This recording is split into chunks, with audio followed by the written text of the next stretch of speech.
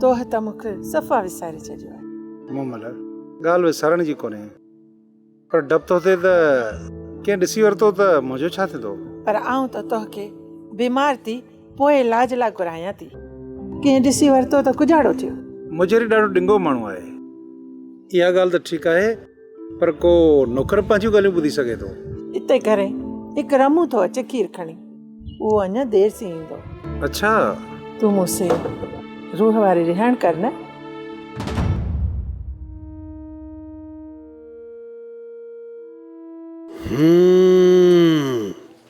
मुजेरी जी हवेलीअ खे घाट पियो लॻी, हिन जी त हयान ख़बर पई आहिनि।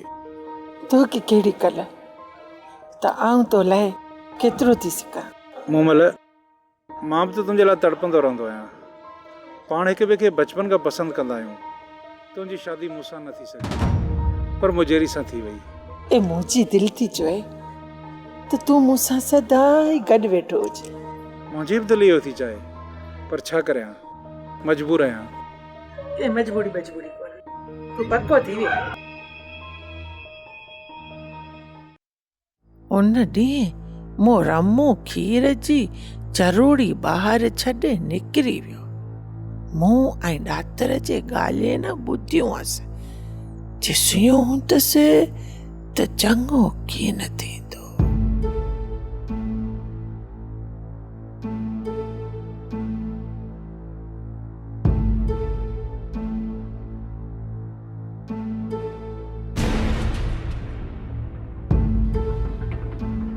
मोमल कहिड़ी सोच मुंहिंजो वेठी आई हैं? तुंहिंजो पे इंतजार कयां। मुंहिंजो इंतजार अॻे त कॾहिं बि कीम पे कई। आऊं त तोखे याद करियां थी, नथो मञे त खोरियो। भोग थो कयां भोग मोमल, तूं त मुर्गो कावड़जी वई हैं। ए लॻे थो त रमू अञा अहिड़ी ॻाल्हि कीअं न कई आहे। कुजाड़ो चुई चुआं थी त हथ धोई अच त मानी खाऊं। मूं बि अञा कीम खाधी आहे। हथ धोतल आहिनि में, तूं वञ मानी खणी आ। खाओ खणी थी चा।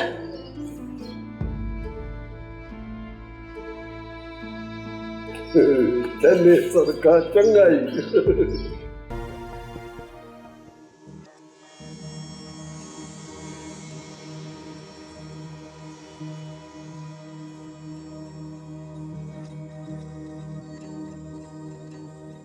मुजेरी वारी रन त वॾी धूती निकिती, मुजेरी खे पई सोइरो पाराई। हाणे आउं कुजाड़ो करियां, मुजेरी खे सुणायां कन्ना।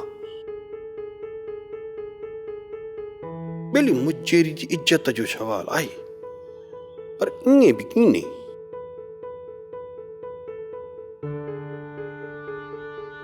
मुजेरी ॿियनि जा घर तो तके, उन सी ईअं ई थींदो ॿियो। ऊ ॿियनि जे घरे ऐं उन जे घरे ॿिया। वञी धूड़ पाइनि तंहिं मंझि मोह जो कोजाड़ो।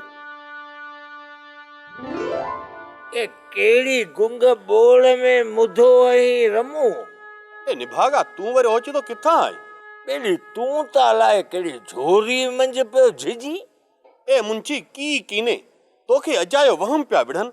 ए हाओ हाओ ए हाओ हाओ आऊं तो वञा पियो डागे खे पानी पियाण। ए बेली उञ सी पियो मरे। बेली वञ वञ, मुख लेखो करणो आहे।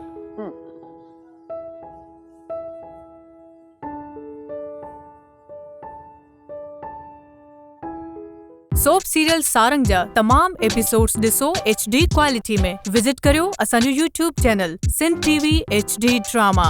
सब्सक्राइब कयो असांजो official YouTube channel Sindh TV HD drama ऐं वधीक अपडेट लाइ बेल आइकन खे क्लिक करियो।